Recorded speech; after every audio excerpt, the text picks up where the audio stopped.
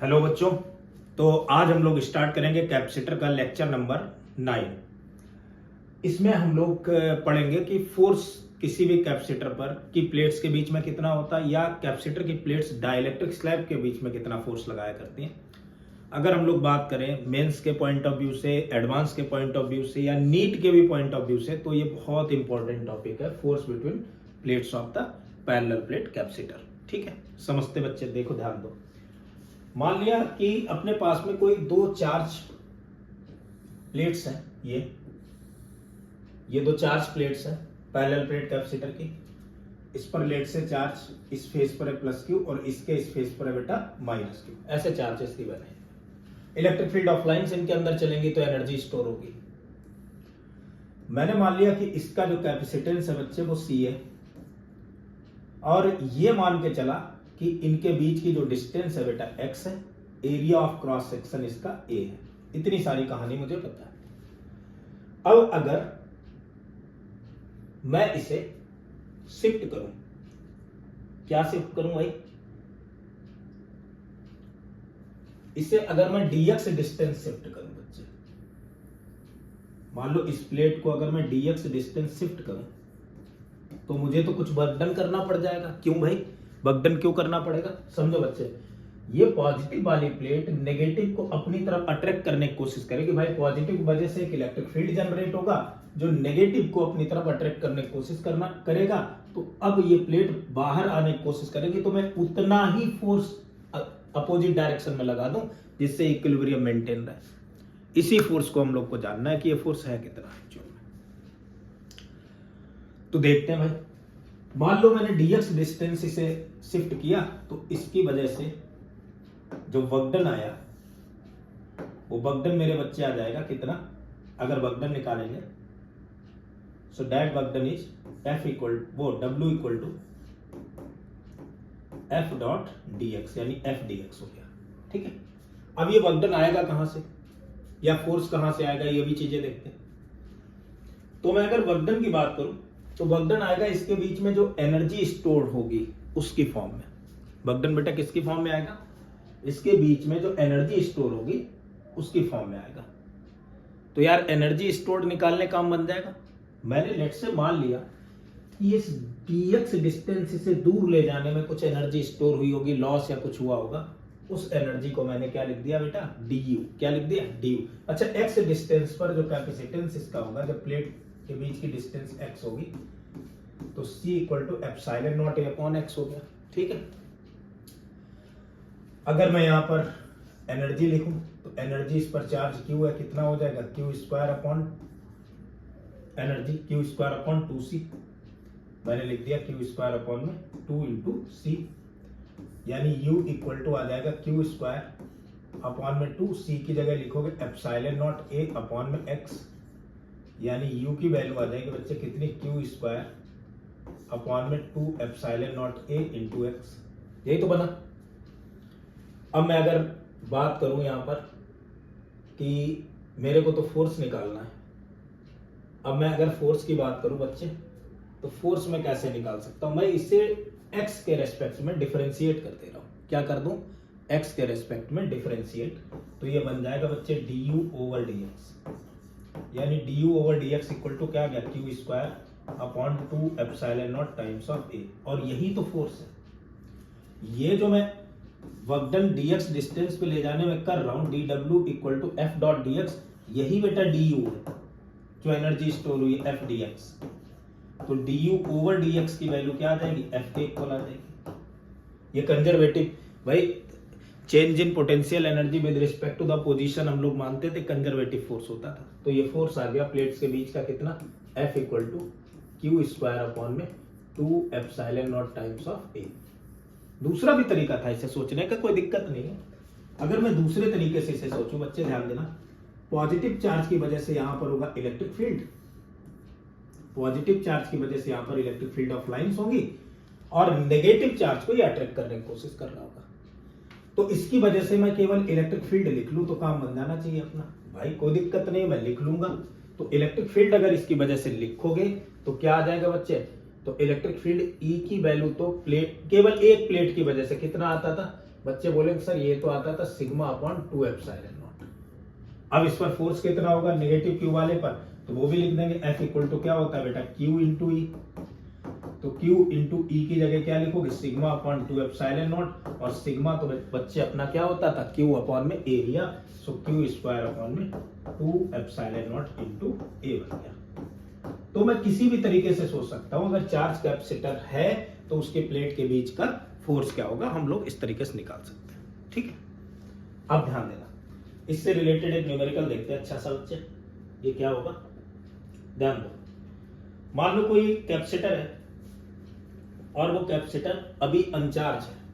Capacitor है, उसकी 2 plates हैं, एक न्यूमेरिकल है, अच्छा सा न्यूमेरिकल है बच्चे, मींस नहीं एडवांस लेवल तक लेकर के जाएंगे इस न्यूमेरिकल को जरा सा। और जो जो बातें मैं बोलूंगा, जैसे जैसे मैं बोलूंगा, मैं बिल्कुल सीरियल से सारी चीजें कराऊंगा, वैसे ही करना है, क्वेश्चन समझने में आसानी हो जाएगी। ठीक है, तो मैंने मान लिया कि ये कोई रिजिड सपोर्ट है, क्वेश्चन इस तरीके का, कोई रिजिड सपोर्ट है, इस रिजिड सपोर्ट से एक स्प्रिंग ऐसे लटकी हुई है जिसका स्प्रिंग कांस्टेंट K है, उसकी वैल्यू फाइंड आउट करनी है स्प्रिंग कांस्टेंट की। और यहां पर एक प्लेट है कैपेसिटर की और ये दूसरी प्लेट है, ये फिक्स्ड है रिजिड एंड से, ऐसे ये भी रिजिड है। ये वाली प्लेट जो है मूव कर सकती है और इस अपर प्लेट का मास जो है वो m है। Mass of upper plate, mass of upper plate is m। Upper plate का बच्चे मास कितना, m मास है। ठीक है, so mass of upper plate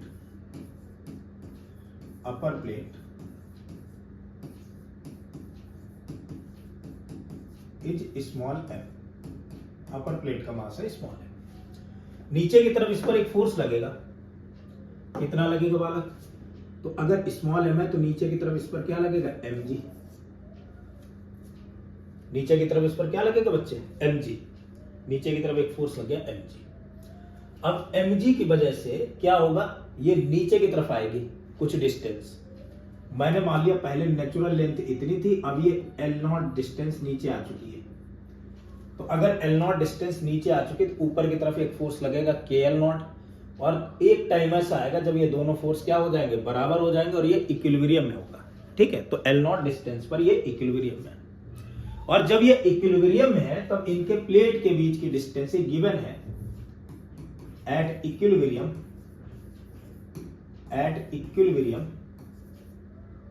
distance between the plates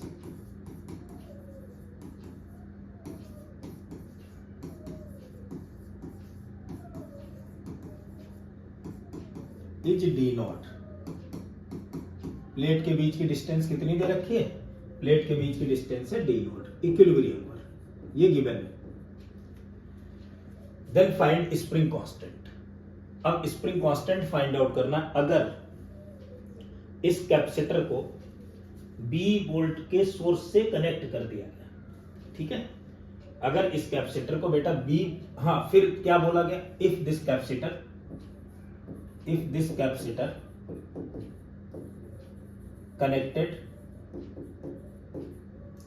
connected across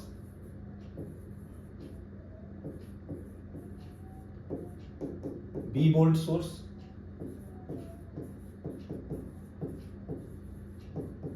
then find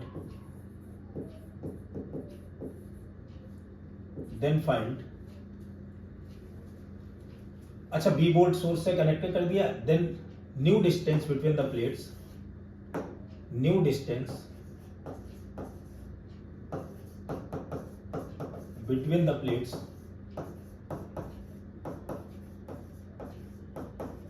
is d1। ये numerical है, क्या numerical है, दोबारा समझा दूंगा मैं पूरा। तो अब हमें फाइंड आउट करना, फाइंड क्या क्या करना है, पहले एक नंबर, पहला क्या फाइंड आउट करना, फाइंड स्प्रिंग कांस्टेंट। पहले इसी पर काम करेंगे, अब मैं न्यूमेरिकल आपको समझाता हूं बच्चे। न्यूमेरिकल ये स्प्रिंग थी, नीचे वाली जो कैपेसिटर की प्लेट है वो फिक्स है, ऊपर वाली इस स्प्रिंग से अटैच्ड है, इसका मास है m। अपने मास की वजह से नीचे आएगी, एक इक्विलिब्रियम पोजीशन मेंटेन होगी, उस इक्विलिब्रियम पोजीशन पर ये जो कैपेसिटर है, कैपेसिटर की प्लेट है, उनके बीच का सेपरेशन है डी नॉट। अब क्या हुआ, जैसे ही इस कैपेसिटर को बेटा चार्ज दिया जाएगा, तो अगर इस कैपेसिटर को चार्ज दोगे, चार्ज नहीं पोटेंशियल किसी बैटरी से कनेक्ट कराओगे, लेट से ऐसे कनेक्ट करा दिया, तब क्या होगा, तब इन पर एक फोर्स और लगेगा भाई। अब पॉजिटिव और नेगेटिव चार्ज आएगा तो बैटरी क्या करेंगे, एक दूसरे को खींचने की कोशिश करेंगे, फोर्स से एक दूसरे को खींचेंगे, ऐसा करके फोर्स ऑफ अट्रैक्शन लगेगा। तो अट्रैक्शन लगेगा तो नीचे ये थोड़ी शिफ्ट होगी, तो इक्विलिब्रियम भी अब नया शिफ्ट हो जाएगा। और वो जो नई डिस्टेंस आई है प्लेट्स के बीच की, वो कितनी हो चुकी है बच्चे, d1 हो चुकी है। तो हमें स्प्रिंग कांस्टेंट बताना है कि स्प्रिंग कांस्टेंट क्या होगा, ये है क्वेश्चन। ठीक है बच्चे, कोई दिक्कत नहीं है। तो अब अगर इसे ऐसा किया गया तो इस पर तो चार्ज आ जाएगा वाला भाई, फाइनल स्टेट में इस पर कैपेसिटर पर कुछ चार्ज आ जाएगा, वो हम लोग देख लेंगे। तो होगा क्या, पहले तो हम लोग ये देखते हैं कि पहले इक्विलिब्रियम जब होगा तब ये L0 ये खींचा है, मान लो स्प्रिंग जो है शुरू में क्या होगी, शुरू में स्प्रिंग अपनी ये नेचुरल लेंथ थी, नेचुरल लेंथ पर है। बाद में क्या हुआ, नेचुरल लेंथ से धीरे धीरे धीरे धीरे हल्की सी शिफ्ट हो गई भाई, नेचुरल लेंथ से थोड़ी सी ऐसे शिफ्ट हो गई। क्यों, क्योंकि नीचे की तरफ क्या लग रहा था बच्चे, नीचे की तरफ तो mg लग रहा था, और जब नीचे की तरफ mg लगेगा तो mg से धीरे धीरे धीरे धीरे शिफ्ट कराएगा। तो mg की वजह से नीचे की तरफ शिफ्ट हुई, ऊपर की तरफ एक फोर्स लग रहा है kx। तो अब क्या आ गया यहाँ पर, kx की जगह, x की जगह क्या लिखोगे बेटा, kx की जगह क्या लिखोगे, KL0 और mg क्या हो गए, बराबर हो गए। तो ये पहली इक्विलिब्रियम स्टेट मेंटेन हो गई, एक इक्वेशन बन गई। बात करते हैं हम लोग दूसरी इक्वेशन की। दूसरी इक्वेशन क्या होनी चाहिए भाई, दूसरी इक्वेशन ये है कि अब क्या हुआ, जैसे ही इसमें बी वोल्ट की सोर्स कनेक्ट कराया और बी वोल्ट का सोर्स कनेक्ट कराने के बाद में ये प्लेट्स चार्ज हो गई, लेट से इन पर चार्ज आ गया। क्यों, अब भी क्या लगेगा, अब इनके बीच में फिर से फोर्स लगना चालू हो जाएगा। अब प्लेट ये वाली नीचे वाली प्लेट ऊपर वाली प्लेट को खींचेगी, और ये खींचेगी तो कोई और डिस्टेंस हो जाएगी बच्चे, और वो उन्होंने कहा कि अब जो नया इक्विलिब्रियम आया वो डिस्टेंस हो गई d1। तो क्या होना चाहिए, तो ये होगा कि ऊपर की तरफ जो फोर्स लग रहा होगा वो अब केवल बच्चे KL0 नहीं रहा भाई, L0 तो यहां से लेंथ थी, अब और थोड़ी सी बढ़ गई, कितनी बढ़ गई, d0 माइनस d1। भाई इतनी d1 है, ये d0 है, तो कितनी हो गई, d0 माइनस d1, ये और बढ़ गई।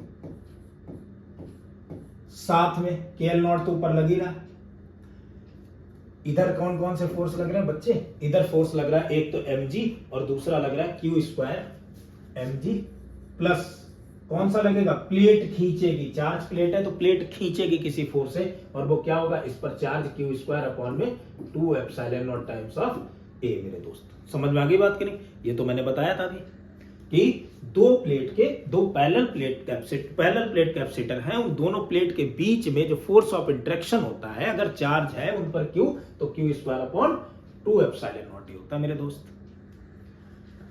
तो भाई जब इनके बीच की डिस्टेंस, प्लेट के बीच की डिस्टेंस d1 रह गई, तो मेरे दिमाग में आया कि क्यों ना मैं इसका कैपेसिटेंस लिख लूं। तो बच्चे बोलेंगे सर कैपेसिटेंस इसमें लिखना कोई बड़ी बात तो है नहीं, उसे तो लिखेंगे एप्सिलॉन नॉट a अपॉन में प्लेट के बीच की डिस्टेंस, और वो अब कितनी हो चुकी है, d1 हो चुकी है, तो मैंने ये लिख दिया c। क्या मैं अब जो है चार्ज लिख सकता हूं, इस पर कितना आया होगा, बच्चे बोलेंगे सर चार्ज भी लिख लेंगे, चार्ज q इक्वल टू क्या होता है, c भी होता है। तो c की वैल्यू आ चुकी है epsilon nought a upon d1, और b की वैल्यू तो ये b है। इस चार्ज की जगह ये वाली वैल्यू पुट कर देंगे, तो आ जाएगा अपने पास में k L0, अलग अलग लिख देता हूं मैं, k L0 plus mg plus k d0 minus d1 equal to mg plus q square upon 2 epsilon nought. भाई q की वैल्यू क्या है, epsilon nought a upon d1 into b का होल स्क्वायर, तो ये भी स्क्वायर होगा, d1 स्क्वायर भी होगा, अपॉन में 2 एप्सिलॉन नॉट a, एक एप्सिलॉन नॉट से एक एप्सिलॉन नॉट a कैंसिल। अच्छा यहां से अगर देखो तो KL0 तो mg के बराबर है, कर दिया, क्या बना, k times of d0 minus d1 equal to epsilon nought a upon में 2 d1 square times of b square. तो यहां से स्प्रिंग कांस्टेंट बच्चे बन गया कितना, D not minus D one, sorry spring constant की वैल्यू क्या आ जाएगी, k equal to epsilon nought a upon में 2 times of d1 square b square D not minus d1, ये बन गई स्प्रिंग कांस्टेंट की वैल्यू। मेरे ख्याल से ये वाली बात समझ में आ गई। अब बच्चे के दिमाग में एक चीज और आई, बच्चे बोल रहे कि सर मुझे तो वो डिस्टेंस चाहिए प्लेट्स के बीच में जब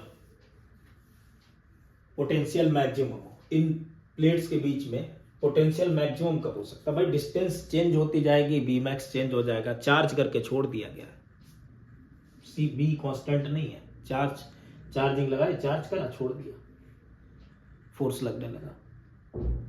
अब इनके बीच की अगर बीच में कहीं डिस्टेंस ऐसी चेंज होगी तो पोटेंशियल की वैल्यू भी आएगी मैक्सिमम मिनिमम। मैंने वो मान ली कि प्लेट के बीच की जो अब डिस्टेंस है वो d1 नहीं रह गई, मैंने कहा कि कोई प्लेट के बीच की एक जनरल डिस्टेंस है वो x है, उस पर पोटेंशियल मैक्सिमम होगा।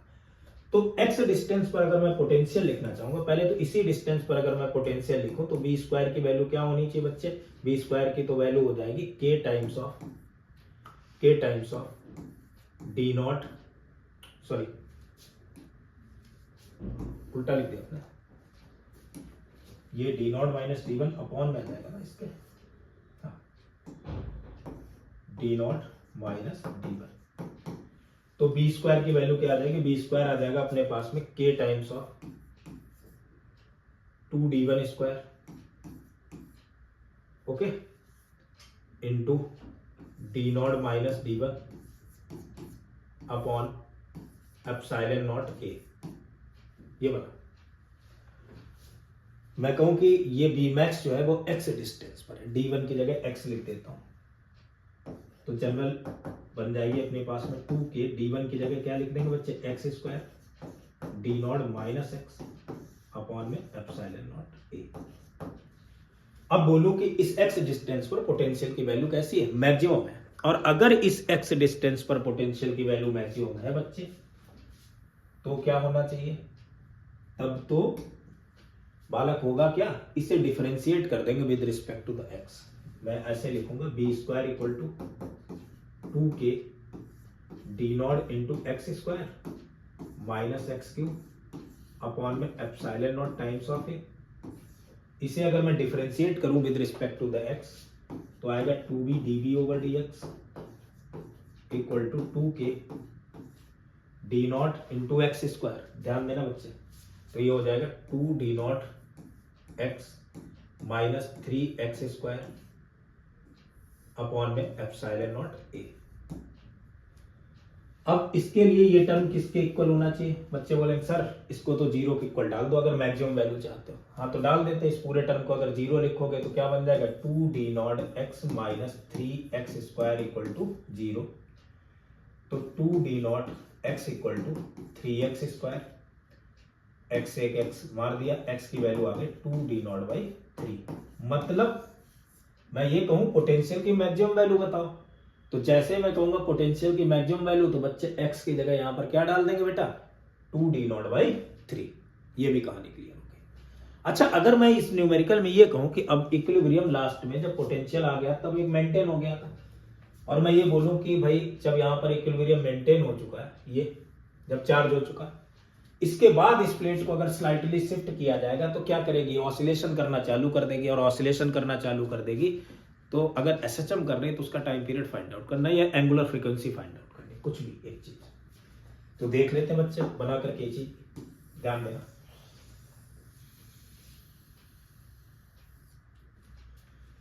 मान लो यहां से मैंने x डिस्टेंस से नीचे और शिफ्ट कर दिया, स्लाइटली शिफ्ट किया x डिस्टेंस और, तो अब ये टोटल जो लेंथ हो गई, जो स्प्रिंग जितनी स्ट्रेच हुई कितनी हो गई, L not plus D not minus D one plus x, यानी k times of net force जो आएगा इस पर।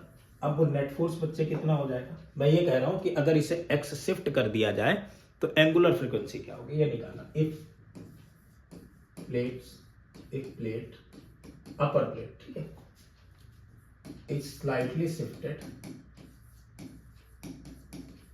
slightly shifted from its equilibrium position, from its equilibrium position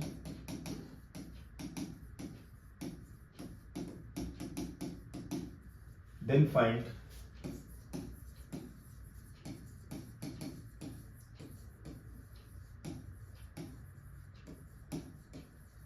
angular frequency of the oscillation.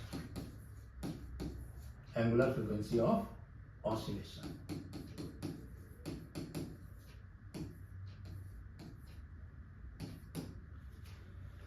तो हमें ऑसिलेशन की angular frequency find out करनी है. शिफ्ट कर दिया यार. सोचो जो नेट फोर्स हो जाएगा इस पर वो कितना होगा, मास इनटू एक्सेलरेशन. और वो आएगा कैसे भाई, ऊपर की तरफ फोर्स कितना लग रहा होगा, ऊपर की तरफ फोर्स लग रहा है के एल नॉट तो पहले से ही था, plus D not minus D one, ये डिस्टेंस और आई थी, प्लस एक्स और शिफ्ट कर दिया, इतना ही फोर्स लग रहा है.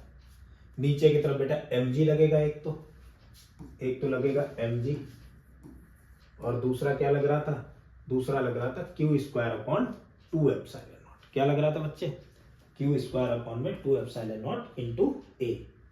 और क्यू की वैल्यू तो पता थी अपने को, क्या थी भाई, क्यू स्क्वायर अपॉन में 2 एप्सिलॉन नॉट इंटू ए. अब नई जो पोजीशन है ये x और शिफ्ट हो गया, तो इनके प्लेट के बीच की अब जो डिस्टेंस बची है वो बेटा कितनी बची है, d1 भी नहीं बची, कितनी बची है, d1 माइनस एक्स, ये बची है. प्लेट के बीच की डिस्टेंस कितनी बची बच्चे, d1 माइनस एक्स बची. तो यानी अब चार्ज को मैं लिख सकता हूं F net equal to k times of L naught plus D not minus d1 plus x minus M G minus q की जगह सी इंटू बी. तो सी जब ये distance d1 minus x plate के बीच की बची है तो क्या होना चाहिए बच्चे, एप्सिलॉन नॉट ए अपॉन में d1 माइनस एक्स. यानी क्यू स्क्वायर लिखा है तो सी स्क्वायर वी स्क्वायर लिख देंगे, यानी सी स्क्वायर वी स्क्वायर अगर लिखोगे बच्चे तो बी स्क्वायर तो ये हो गया, और सी स्क्वायर की वैल्यू क्या हो गई, एप्सिलॉन नॉट ए का होल स्क्वायर. एक एप्सिलॉन नॉट ए से एक एप्सिलॉन नॉट क्या हो जाएगा, कैंसिल. मैं ऐसे लिख दे रहा हूं whole square upon d1 minus X का square into 2 epsilon naught A. एक एप्सिलॉन नॉट ए से एक एप्सिलॉन नॉट ए कैंसिल. तो नेट फोर्स बच्चे आ गया कितना, नेट फोर्स आ चुका है K times of L naught plus D not minus d1 plus x minus का M G minus epsilon naught A upon में d1 माइनस एक्स का whole square into B square, और ये 2 और ये आया. क्या किया जाए सर, यार बड़ा आसान काम है, कोई बहुत बड़े टास्क तो नहीं है. निकाल लेते हैं वैल्यू. कैसे निकाली जाए समझो जरा. इस चीज को अपन लोग एक तरीके से लिख सकते हैं थोड़ा सा. मैं अगर यहां पर d1 स्क्वायर कॉमन ले लो, यहां पर d1 स्क्वायर कॉमन ले लो तो बनेगा क्या term, F net equal to k L naught ऐसे लिखा, प्लस के times of D not minus d1 ऐसे लिखा, प्लस के टाइम्स ऑफ एक्स ऐसे लिखा, माइनस एम जी इधर लिख दिया, माइनस एप्सिलॉन नॉट ये ऐसे रहा, 2 तो ये था ही, यहाँ से d1 कॉमन लिया तो d1 स्क्वायर आ गया, और 1 माइनस एक्स अपॉन में d1 की पावर 2 इंटू बी स्क्वायर. मैं इस टर्म को ऊपर ले जाना चाह रहा हूं, तो अगर ऊपर लेकर के जाऊंगा तो आ जाएगा अपने पास में F net equal to k L naught plus के times of D not minus d1 plus के एक्स माइनस का एम जी माइनस का एप्सिलॉन नॉट ए into B square upon 2d1 square, और इस टर्म को ऊपर ले जाओगे माइनस एक्स अपॉन d1 की पावर -2. मैं कह रहा हूं भाई स्लाइटली शिफ्ट किया तो बाइनोमियल अप्रोक्सीमेशन तो हमारा जन्म सिद्ध अधिकार हम लोग लगा ही सकते हैं, लगा देते हैं. तो एफ नेट इक्वल टू क्या आ जाएगा, एफ नेट इक्वल टू आ गया के एल नॉट प्लस के times of D not minus d1 plus के एक्स माइनस एम जी, इधर आ जाएगा माइनस एप्सिलॉन नॉट ए into B square upon 2d1 square. ठीक है, इधर अगर वैल्यू पुट करेंगे तो 1 माइनस एक्स को 1 माइनस एक्स की पावर एन क्या होता है 1 minus n x, minus minus क्या हो जाएगा बच्चे प्लस, और पावर सामने 2x अपॉन में d1, ये बात। इसे अगर और अपन लोग देखें तो एफ नेट की वैल्यू आ गई बच्चे कितनी, एफ नेट की वैल्यू तो आ गई के एल नॉट प्लस के times of D not minus d1 plus के x minus M G minus epsilon naught A upon में 2d1 square into B square, और प्लस 2 से 2 कैंसिल हो जाएगा, एप्सिलॉन नॉट ए इंटू बी स्क्वायर अपॉन में d1 cube into x, ये बना। बच्चों से अगर पूछा जाए क्या के एल नॉट एम जी के बराबर थे, हाँ भाई के एल नॉट तो एम जी के बराबर थे, और ये के D not minus D one जो नया खिंचा हुआ आया था वो किसके इक्वल था बच्चे, वो यहाँ वाले Q square upon 2 epsilon not ये जो चार आया था उसके बराबर था, ये भी कैंसिल। बचा क्या सर, बचा के एक्स और ये वाला टर्म। तो क्या मैं नेट फोर्स को ये लिख सकता हूँ कि के एक्स मैंने कॉमन ले लिया, क्या बचा K plus epsilon naught A B square upon में d1 क्यूब। क्या मैं इसे f equal to K X से कंपेयर कर सकता हूं, या f equal to M into A लिखूंगा मैं, x K plus epsilon naught ए इंटू बी स्क्वायर अपॉन में d1 क्यूब। तो a की वैल्यू आ जाएगी यहां से k plus epsilon naught A B square upon d1 cube upon में मास m इंटू एक्स, इसे बच्चे कहेंगे ओमेगा स्क्वायर। तो यानी ओमेगा स्क्वायर आ गया के plus epsilon naught A B square upon में d1 क्यूब अपॉन में m। तो ओमेगा जो फ्रीक्वेंसी होगी बच्चे कितनी हो जाएगी, k plus epsilon not times of a into B square upon में d1 क्यूब अपॉन में m, ये एंगुलर फ्रीक्वेंसी। तो कुल मिला के बच्चे अच्छा न्यूमेरिकल था, हम लोग अच्छे से इसे कैलकुलेट कर ले गए, ठीक है, कोई बड़ी बात तो नहीं है। चलो बालक एक न्यूमेरिकल और देखते हैं छोटा सा, फिर आगे बढ़ते हैं। मान लो कोई कैपेसिटर है ऐसे इस तरीके से, एक कोई कैपेसिटर, और वो फिक्स्ड है किसी इंसुलेटिंग प्लेन में, अपर प्लेट सस्पेंड कर रही है किसी बैलेंस से, इनिशियली कैपेसिटर अनचार्ज है और इक्विलिब्रियम स्टेट में। जैसे वोल्टेज बी इसमें प्रोवाइड कराया जा रहा है तब एडिशनल कितना, मतलब ऐसा है ये बैलेंस है, यहां कोई वेट है, इधर प्लेट है कैपेसिटर की, ये नीचे वाली प्लेट फिक्स है। अभी इनिशियली अनचार्ज है और ये बैलेंस है, तो अनचार्ज है दोनों कैसे है बेटे, बैलेंस है, प्लेट के बीच की डिस्टेंस दी है। क्वेश्चन ये है कि जैसे ही initially capacitor is uncharged, numerically है कि इनिशियली कैपेसिटर इज अनचार्ज्ड,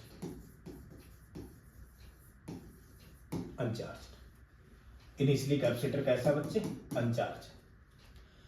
अब ये कहा गया कि जैसे ही कैपेसिटर को चार्ज दिया जाए, तो जैसे चार्ज दोगे ये वाली प्लेट इसे खींचने की कोशिश करेगी, इधर फोर्स बढ़ेगा, तो उधर कितना वेट रखना चाहिए, उधर कितना वेट होना चाहिए, यानी कितना फोर्स रखना चाहिए कि, या कितना मास होना चाहिए कि बैलेंस बना रहे, इक्विलिब्रियम में रहे, कैपेसिटर अनचार्ज और इक्विलिब्रियम में, एंड मेंटेन इक्विलिब्रियम।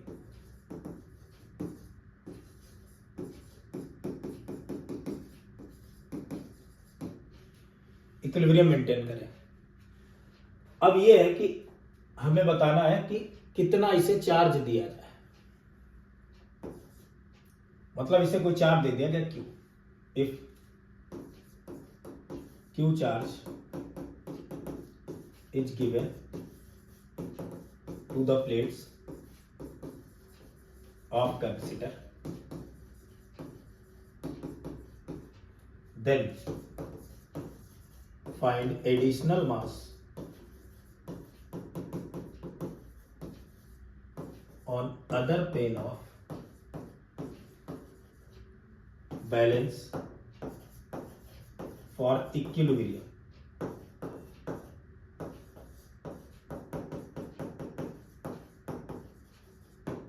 क्या होना चाहिए बच्चा?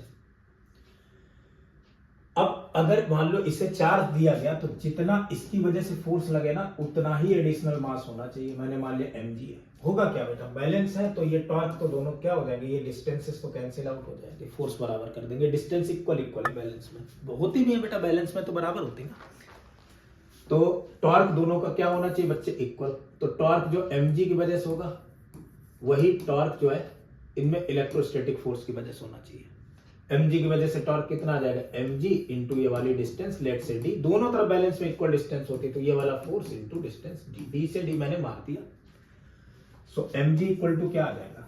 mg इक्वल टू ये फोर्स, और फोर्स है होता कितना बेटा प्लेट्स के बीच के? q square upon 2 epsilon not times of a। तो m की वैल्यू आ जाएगी यहां से, कितनी आ जाएगी? q square upon 2 epsilon nought a times of m वो ऑफ g। तो बच्चे इस तरीके के क्वेश्चन कुछ जो प्लेट्स होती हैं उनके बीच में जो फोर्स लगा करता है तो उससे रिलेटेड कुछ इस तरीके के न्यूमेरिकल्स बना करते हैं। अगले लेक्चर का अगर हम लोग अगले लेक्चर की बात करें बच्चे, तो अगले लेक्चर में अपन लोग स्टार्ट करेंगे कि डाइलेक्ट्रिक कोई स्लेब है वो अगर कैपेसिटर के अंदर इंटर कर रही है तो उस पर कितने तरीके के फोर्स लगा करते हैं, और उससे रिलेटेड अच्छे न्यूमेरिकल बना करते हैं एडवांस लेवल के, उन न्यूमेरिकल्स को हम लोग पढ़ेंगे। तब तक के लिए थैंक यू बच्चे।